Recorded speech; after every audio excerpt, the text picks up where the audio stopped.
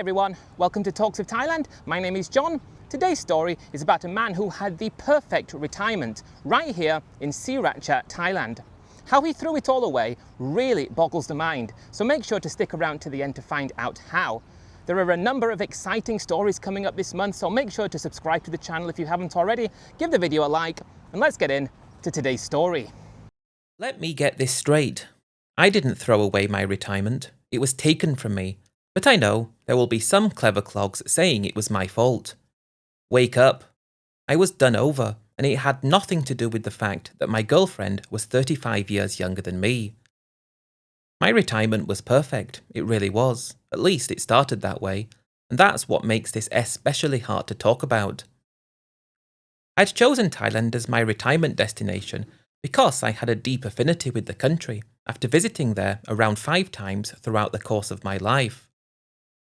From my first time there, I knew Thailand was special, and I even knew Thailand was a place I could see myself living, although that first time I was there, I was with my family, and it was more of a feeling than a desire, and pretty much from that first trip, Thailand became a big part of my life. I'm going to tell you what happened to me, because what happened to me wasn't even something I thought would happen to me. It's the sort of thing that happens to other people, but saying that, it just goes to show that when you do something, it doesn't mean that things are going to turn out for the best. Firstly, I'd like to give a bit of information about myself. I always thought of myself as just your typical type of guy. Go to work, pay the bills, and support my family. I had a great family life, raised 3 wonderful children, but everything fell apart, and I was left twiddling my thumbs, not knowing what I should do with my life. I would like to say that I really don't get how so many other guys talk about how they regret their lives and everything they did in their lives. I can tell you this, I don't regret anything that happened before I moved to Thailand. I'm not someone who blames anybody else, or who points at an event and says, if only things were different, everything would have been okay. I understand that people drift apart, and I probably would have stayed with my wife if she didn't want to get a divorce. Mainly because it was comfortable. We knew each other and it was safe.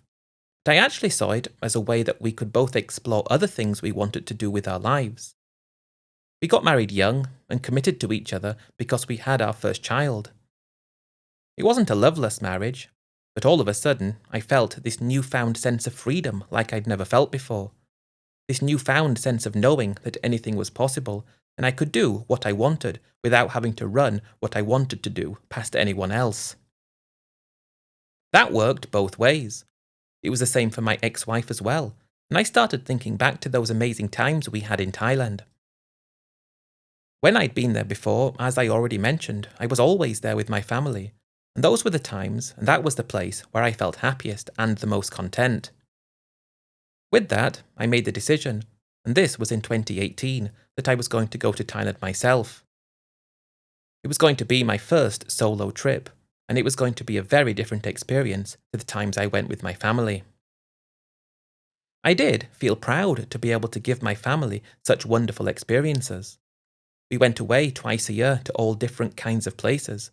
We did spend a lot of money, and because of that, I guess I didn't have much savings, because I could have saved everything I earned, but I didn't. Experiences were always the things I pointed at as being the most important part of life.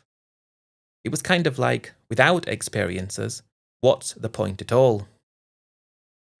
That being said though, in 2018, I set off for Thailand. I was going to be there for 3 months, do a little bit of travelling around the region as well, and at the end of those 3 months, I fully expected to have come to a decision on what the rest of my life was going to look like. Was Thailand going to be the place I would retire, or would I look for somewhere else? Or would I just decide to continue working a bit longer and retire eventually at home? It was a very exciting time for me. So with that, let's talk about 2018. Back then, Thailand, to me, revolved around Phuket. Aside from being at the international airport in Bangkok, Phuket was the only place I'd ever been, and I thought I knew Thailand. 2018 was going to be no different. Initially, I just planned to stay in Phuket, and I was good with that. Although I did plan to leave Thailand and go to visit some other countries in the region, probably just one country, that being Vietnam. I didn't really expect to see any more of Thailand than Phuket. Of course, plans change, that's normal, and I was open to that possibility. When I arrived in Phuket, I felt a sense of freedom that I'd never felt before. This was total freedom, where it really did feel like I could do what I wanted, when I wanted, without having to seek permission. It felt great, and I was looking forward to what the rest of my time in Thailand would be like. I would like to point out one very special motorcycle trip that I made around Phuket after I'd been there for only a few days. I'd never ridden a motorcycle in my life before. I'd wanted to rent a motorcycle with my ex-wife when we went together and spend a bit of time touring around the island, but she always put that idea to bed, so we never bothered. The reason I'm mentioning this is because it just goes to show that this newfound sense of freedom was real, and being able to experience different parts of the island, going from place to place. It only happened across the course of a day, but it was that experience that made me want to learn more about Thailand as a whole, and made me want to see more of the country. Maybe I could even do a motorcycle trip of the whole country, although I wasn't thinking that far ahead. I think it's quite obvious that I never spent time in the bars in Thailand before, because I was there with my family. My ex-wife always used to say that only people who were desperate went to places like that, but on my second week in Phuket, I found myself quite close to Bangla Road, and I decided I wanted to go into a bar or two there, just to see what they were like. I wanted to go in with an open mind, so that's what I was going to do. And my initial reaction was that I just felt really upset that I judged people such as the girls that worked at places like that, because for the most part, they just seemed to be really kind, genuine, and that opened up that part of Thailand to me in a way I hadn't expected. I didn't get carried away, but to be able to have a wonderful time all day, be there either on a motorcycle or going on a group tour or going out on a boat, whatever it was I was doing during the first few weeks that I was there, to be able to then, at night time, know that if you needed company, because you haven't had company all day, just for talking and drinks, nothing else, but the fact that you could do this with people who seemed to be real and genuine, nothing at all like my ex-wife described them as being, that made the whole situation far better for me. The first few weeks went by too quickly. I really point to those weeks as being some of the best that I'd had since then. Things got better, they did, but ultimately, of course, things got a lot worse. So much worse than I thought possible. I do wish I could go back to that moment in time, when I was single in Phuket, and plan my life around being in a similar position to that forever. Things would have definitely worked out differently if I'd done that, but we can't look back and change things, and that's fair enough. But I am just trying to get across how happy and excited I was at this moment of my life, because it really did feel like anything was possible. I guess it made me open up in a way I hadn't opened up before. That newfound sense of freedom got to my head, I think, and I guess that's why I started to spend a bit more time in the bars, why I started to take things a little bit further every single time. Before long, I was going into the bars every day. I hadn't done anything other than go into the bars for a drink and to talk, maybe a game of pool or Connect 4 or Jenga even, which they seem to have at places like that, and it was all very fun. All that changed, though, after I'd been there for, I would guess, a month, because I met a girl in one of the bars, and I felt like things got a little bit serious between us. I know what some people might say in reaction to that. You met a girl in a bar and spent a bit of time with her, and you think it's serious. For me it was, because I'd never done it before. How she felt about it at that moment in time didn't really cross my mind. Because it was my plan to go to Vietnam, I'd already been in Thailand for a month and only had a 30-day stamp in my passport. I did extend that for 15 days at immigration, but I knew I would need to leave the country at the end of those 15 days, and I could come back in. About a week into that 15-day extension, I'd seen this girl a few times, and I was actually really starting to like her. And she asked me, I guess this was the third time I'd taken her out of the bar, where we were just having a meal somewhere, but she asked where else in Thailand I'd been and what part of Thailand was my favourite. She talked about where she liked and the things she liked to do in the different places. I told her that I'd been to Thailand quite a few times, but only ever to Phuket. She said she'd love to show me around to more of the country, because there was so much to see and do. When she said that, it sounded like an extremely exciting thing to do. Imagine travelling around the country with this beautiful girl by my side. Granted, she was considerably younger than me, but when you see so many other people with girls younger than them, it gets to your head, and you start to think that it's perfectly normal. It looked to be normal in Thailand, and because of that, when she said that to me, I told her how much I would love to see more of Thailand with her. That made me change my plans. Instead of spending the remainder of my time in Phuket until I had to leave the country, we went up to Bangkok together. My first time actually seeing the city outside of the airport, and the fact that I was experiencing it with her, I felt, made everything even better. We spent that week together in Bangkok, and I actually found that I was falling for her. I wouldn't say that I loved her yet, but I really felt like we developed something together in that short space of time, and it made me feel that if I wanted a relationship, I could have one. If I wanted to be single, I could be single, and if I wanted the best of both worlds, I could do that. The reason this is so important is because Thailand, it was just getting better and better as the days went by. When we set off to Bangkok, we had agreed that if she was with me for a month, I would have to step in and help her with money because she wasn't working. I was happy with that. I was happy to help her because where else was she going to get money from? I know I've heard this time and time again. It didn't feel like I was giving money to her. It really didn't feel like I was directly giving money to her, even though I was. It just felt like I had to step in and make up for what she wasn't earning by not being able to work. And in my mind, those two were very different things. With the time coming up when I was going to have to leave, we decided that she could spend a night in Bangkok and I would leave quickly. I decided to fly to Phnom Penh in Cambodia instead because it was just the most convenient flight. It was closer, and I was only going to be there for one night. So far, things were going great for me in Thailand, and I was happy. I went to Cambodia as planned. Actually had a very wonderful time in Phnom Penh, even though I was only there for one day. I didn't know what to expect, but when I was there, I felt like it would be a place I would want to explore more of in the future. It was only a quick in and out though. I spent one night around the Sisawat Key area, stayed in a nice little hotel, had a great French meal, and yes, I went into a few of the bars there. I was starting to get quite addicted to them, but I returned to Bangkok because I was dying to go back to see her. She stayed in the same hotel I stayed in with her before I left, and she was there waiting for me when I got back, with my brand new 30-day stamp in the passport. I had plans to extend that for another 15 days when it came to an end, and then it would be my time to return home. We spent more time together, and I was feeling like I was having the time of my life. I will embarrassingly admit that I actually felt like I loved her and like I wanted to make her a permanent part of my life. Yet, something happened. I would guess about 2 weeks after I returned from Cambodia, and that was, she asked me if I could help her financially for something to do with her family.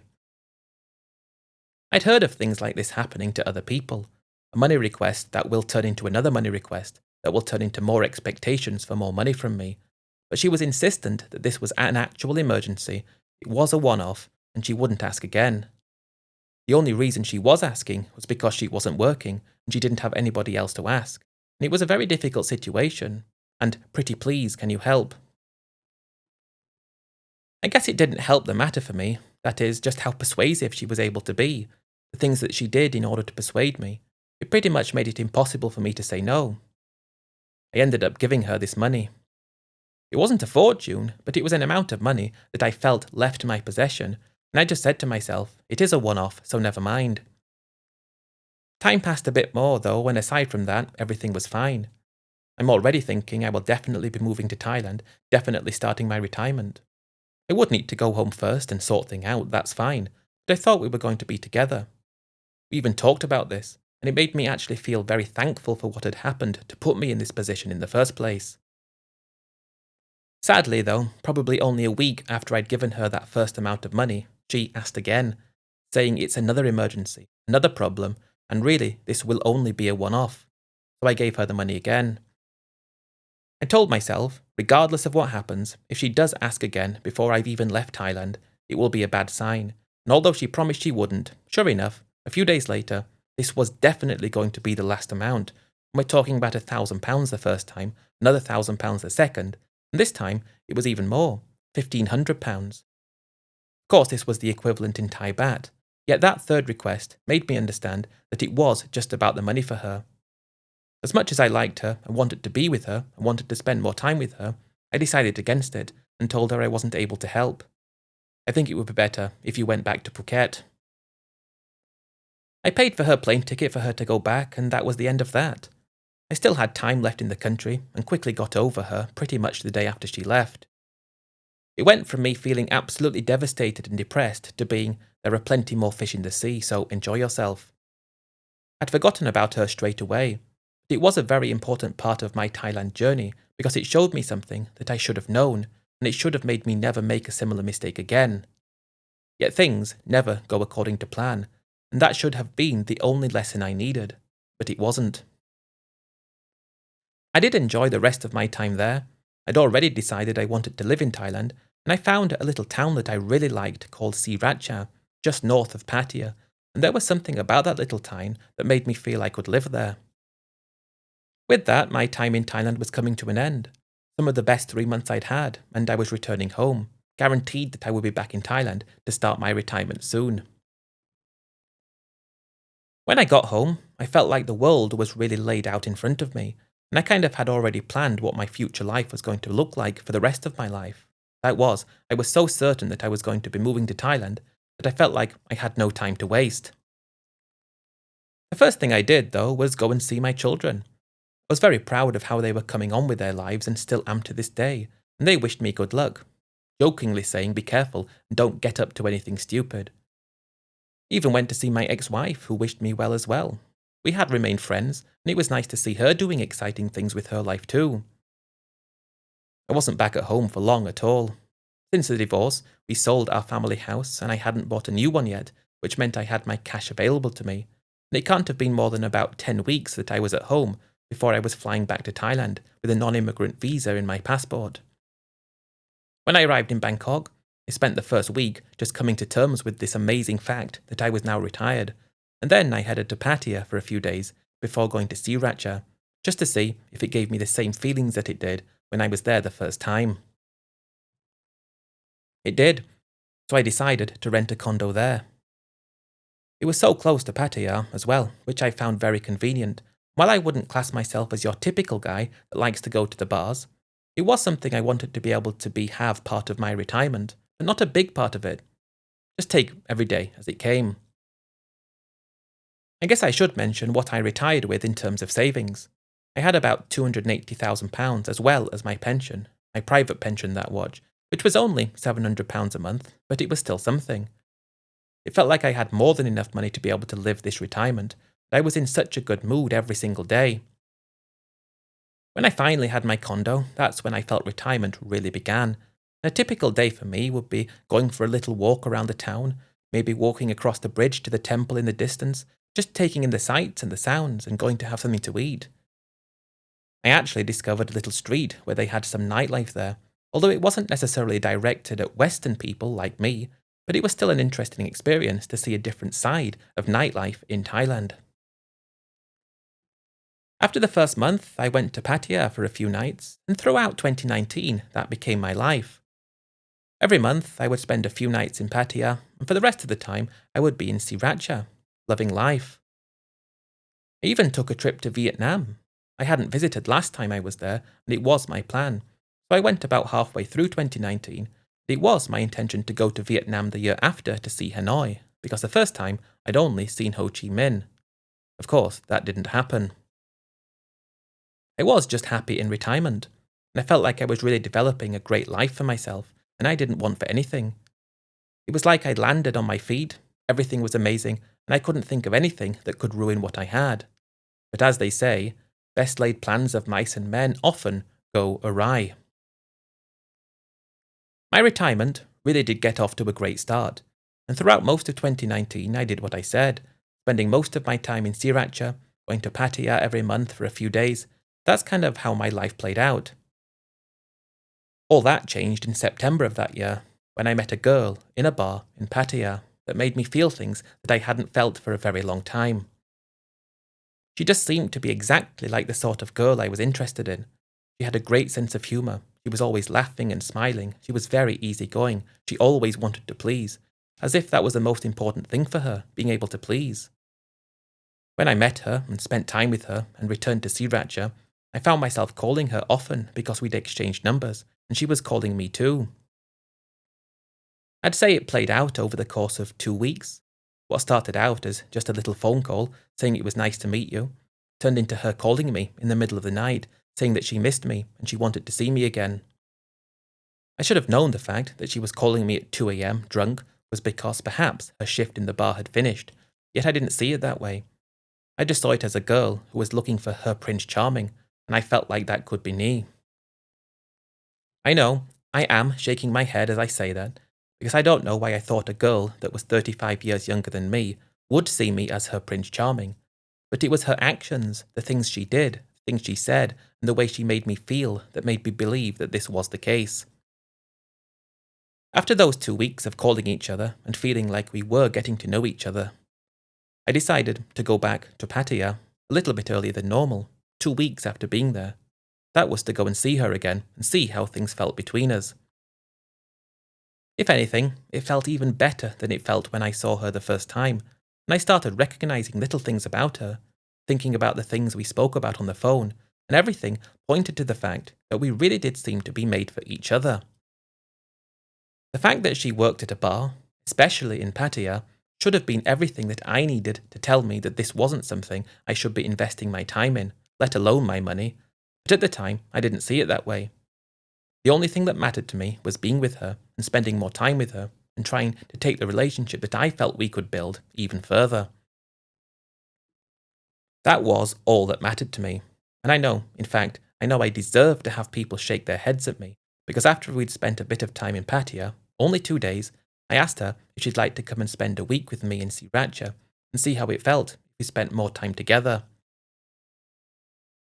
I took her to a really nice restaurant, a very famous place for seafood looking over the ocean, and we just talked for hours, drinking together, eating together, and it just felt like we were made for each other.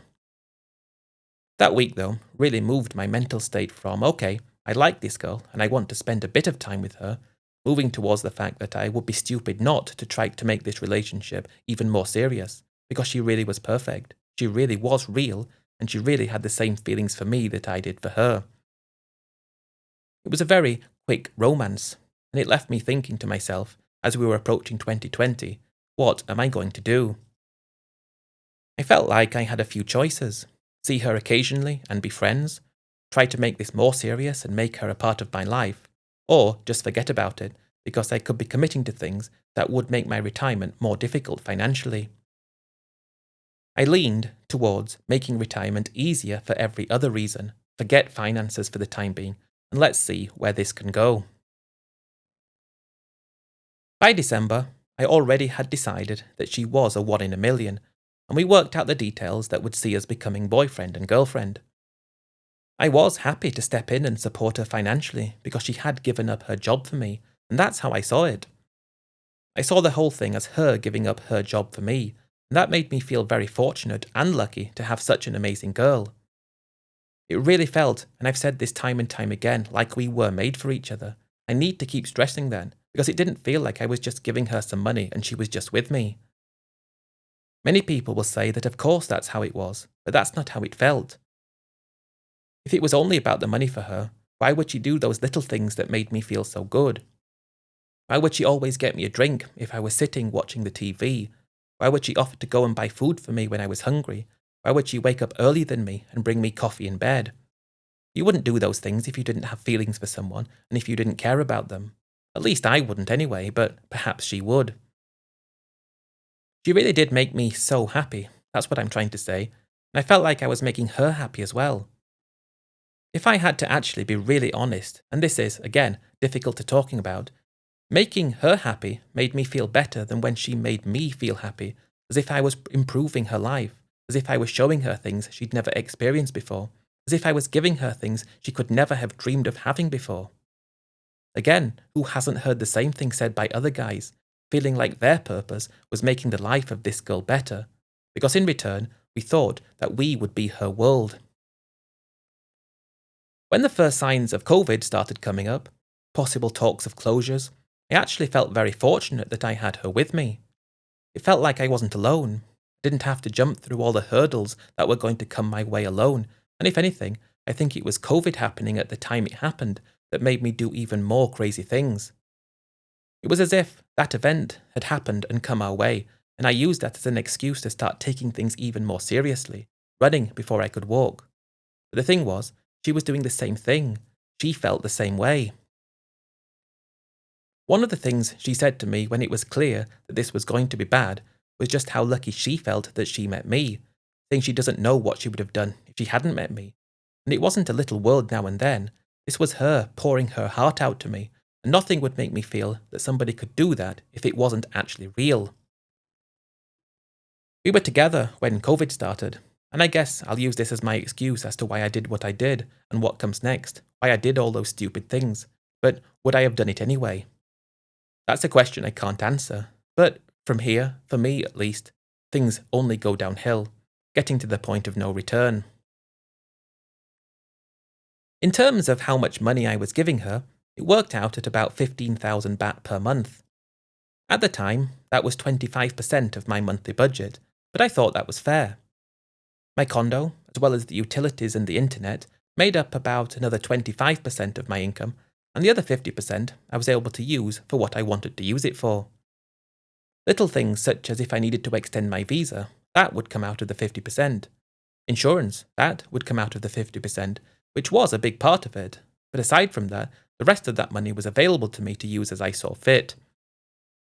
If we went out together, of course, I would pay for everything out of that remaining money, but I felt that the amount I was giving her was the best use of that money possible.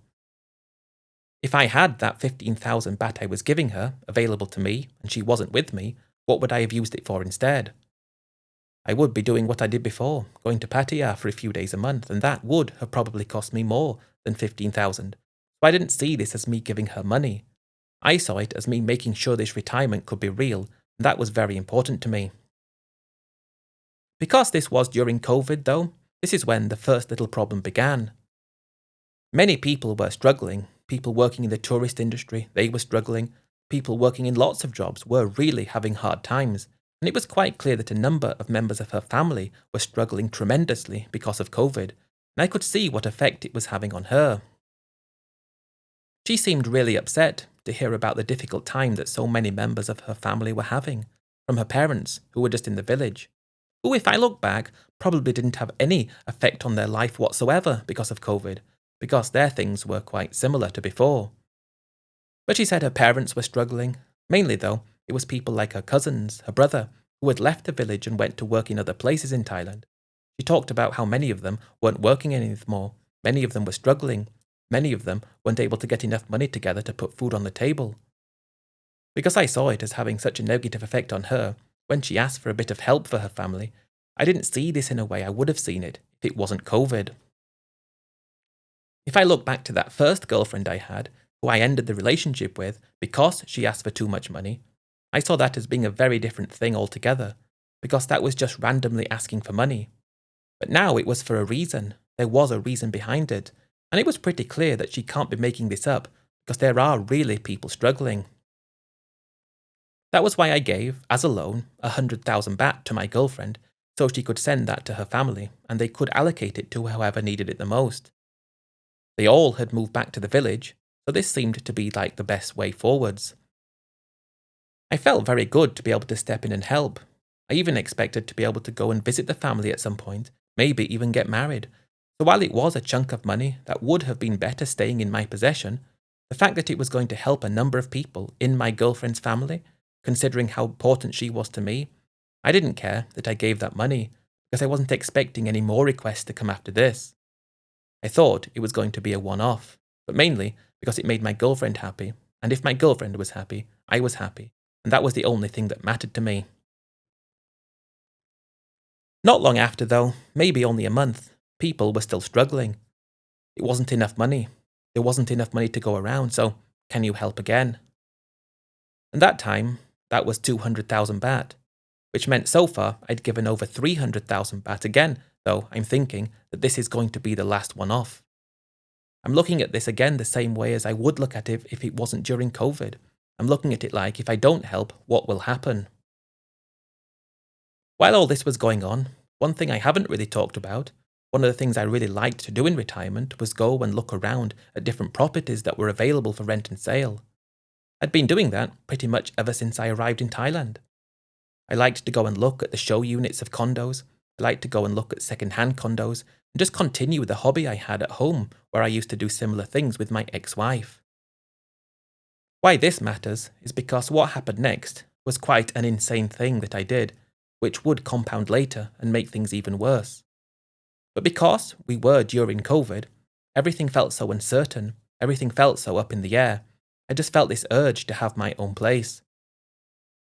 It was kind of like it would be one less variable that could shift in the future. If we were going through COVID and you're living in a rented place, it was that sense of uncertainty of not knowing what was going to happen that I think pushed me towards this idea. Because while it began as a hobby, just looking around, one day, and this was after I'd already given over 300,000 baht to my girlfriend to help her family, I'd just said to her, and we're able to go and look around at this time because there weren't closures during that time, but I told her I'm thinking about buying a condo for us to live in. I asked her if she'd be interested to go and look with me. She said she would, so we went to go and look at condos. I'd actually spent time already online looking at the condos in the area I was interested in, and I really thought it might be a good time to buy because, at that moment in time, people weren't allowed into the country, apart from going through very strict quarantine measures. I just told myself that it would make my time in Thailand safer and more secure, and better. So we went to look at condos to buy. It didn't take long for me to actually pull the trigger on a condo and buy one. It had amazing views out over Sriracha and into the ocean, within walking distance of lots of the restaurants that we liked to go to, and within walking distance to some of the malls. It was very centrally located.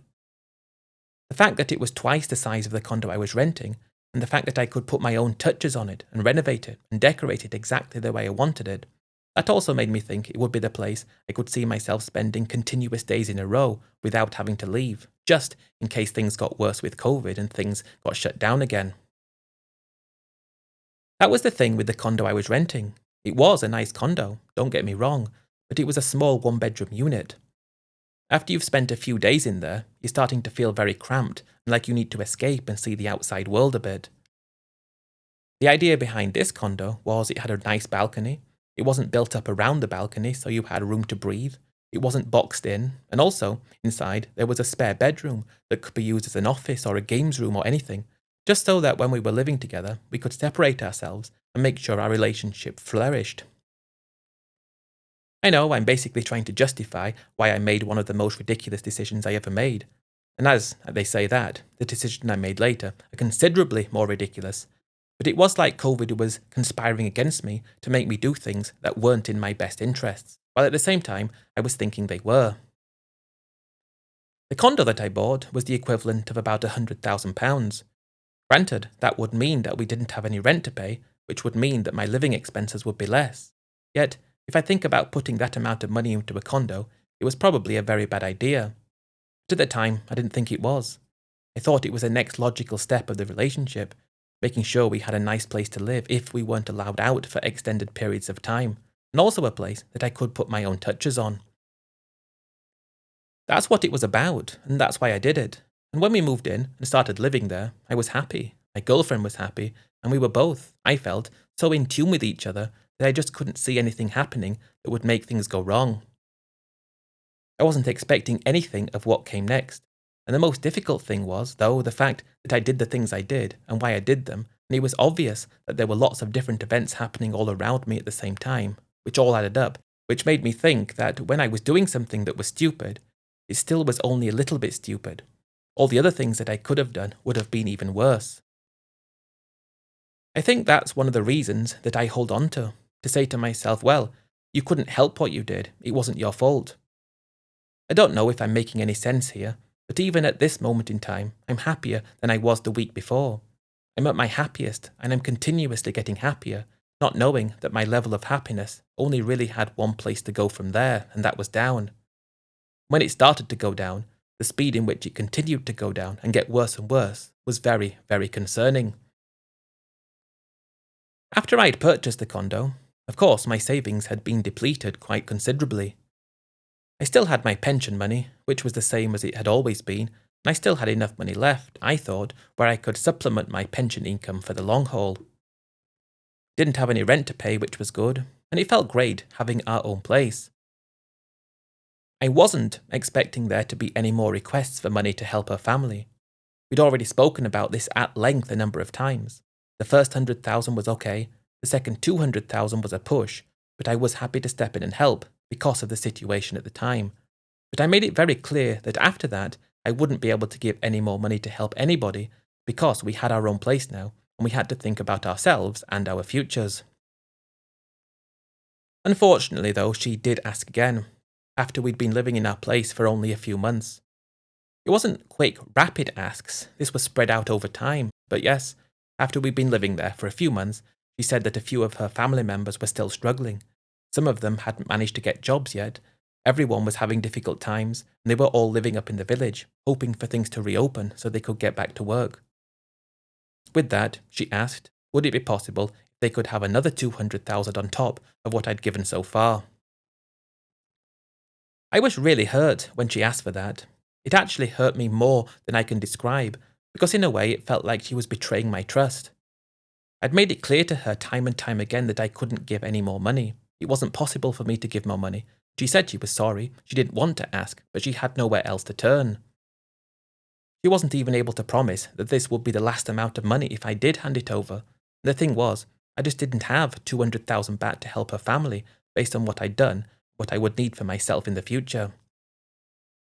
She said she understood and she didn't want to push it, but she also said how difficult it was to be in her position. She wanted to help, she wished she could help, she would do anything to be able to help, but she wasn't able to.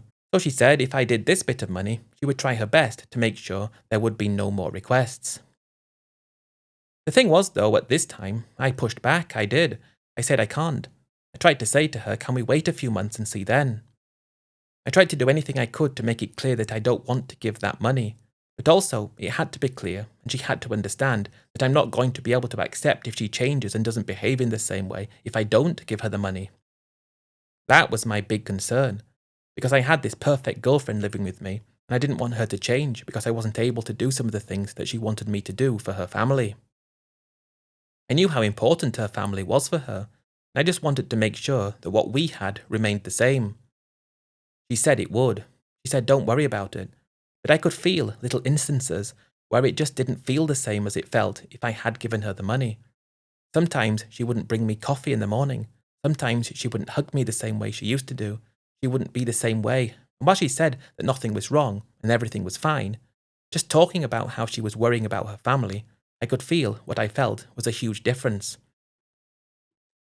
Although I suppose if anybody was looking from the outside in, there might have only been very marginal changes that many people wouldn't have picked up on. But because I was living it, and because I wanted and needed her to be a very specific version of herself, it was like I was already living with another girl. That really hurt me, because I knew if I handed over that 200,000 baht to her for her family, she would go back to the way she was before.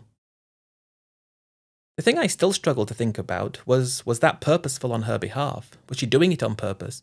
Or was it just an automatic shift in her feelings and her emotions at the time that made her behave slightly differently? I thought she was doing it on purpose. I mean, I still do, but I suppose there is a world where it was just her reaction to the situation that made her do that, although I will never know.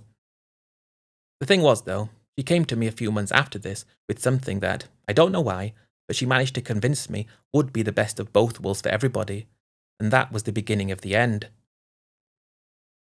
I would say it was a few months later, maybe 3, maybe 4, maybe 2, I can't really remember. But it was clear that she was wanting more help for her family, and she knew that I just couldn't give it.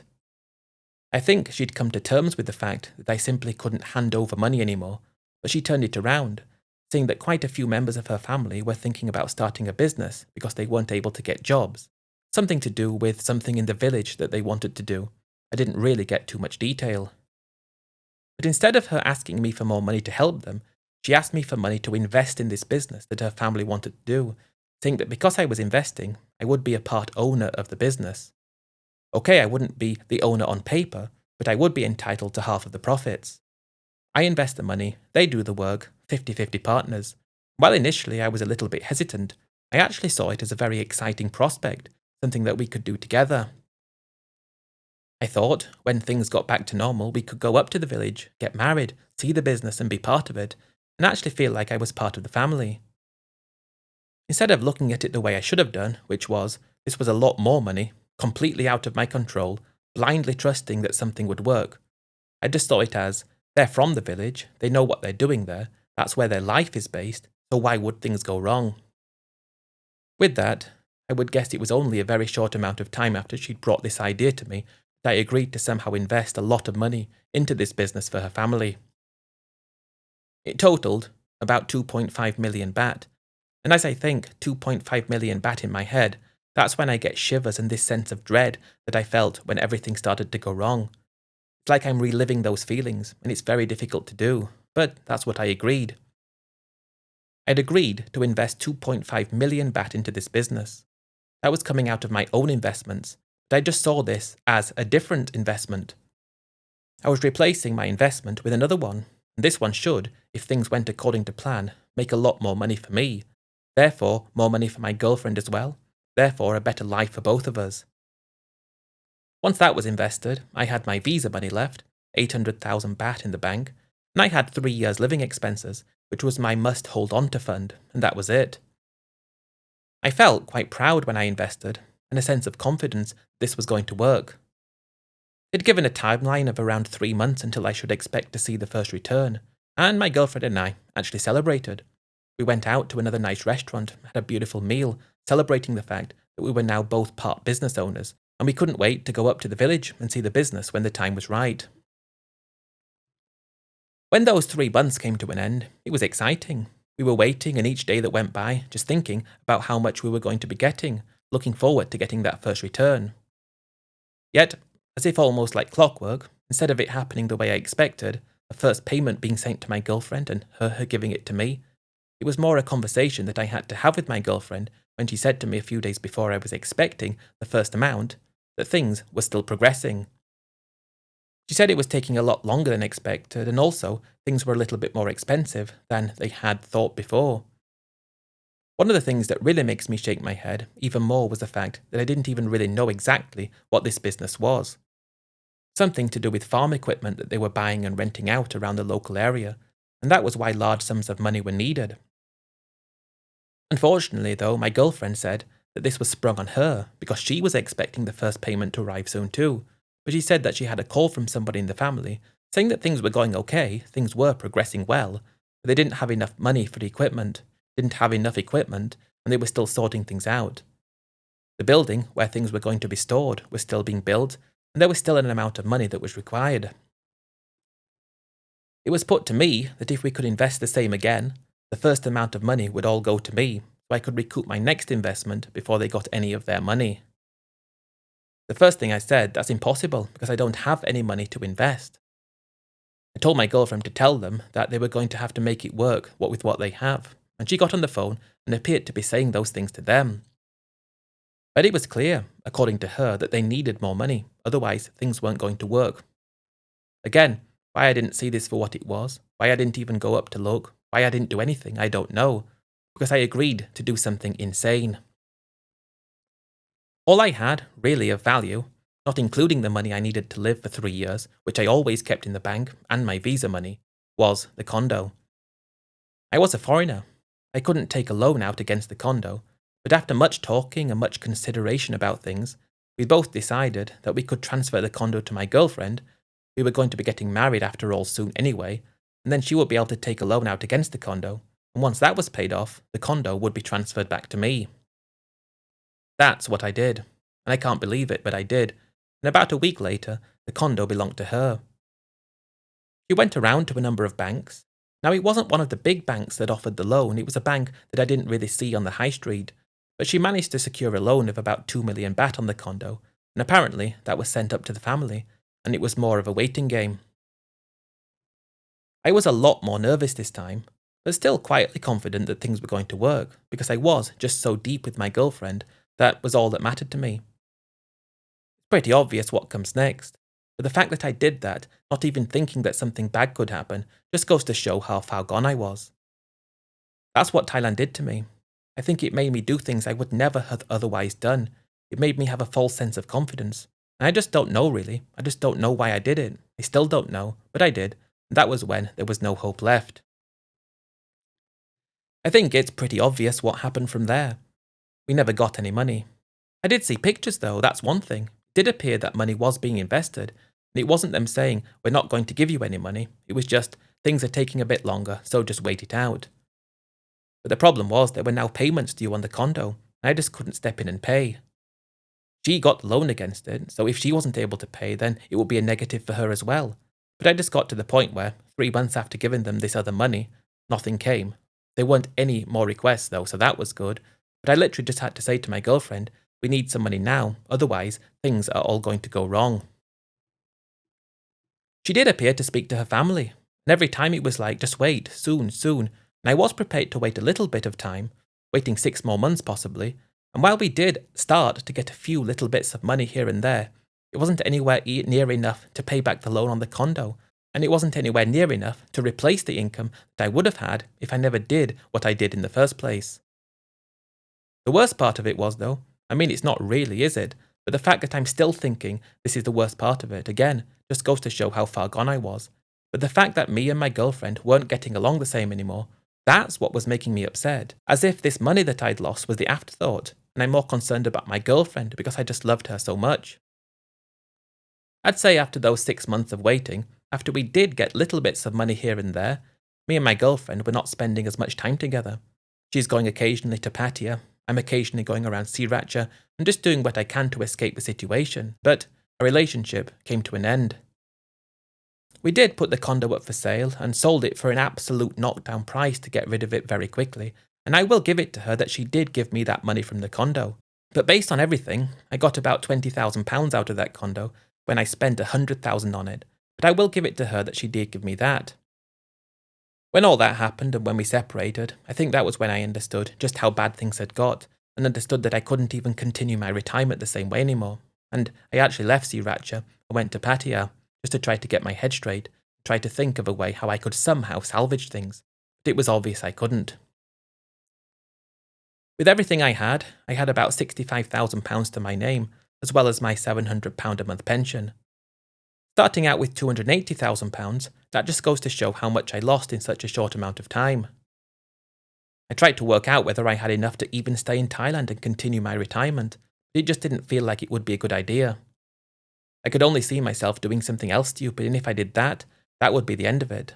So I made the difficult decision around the start of 2023 that I was going to leave Thailand, go home, get another job, and just tell everyone that it was fun while it lasted, but I missed home and I missed my family.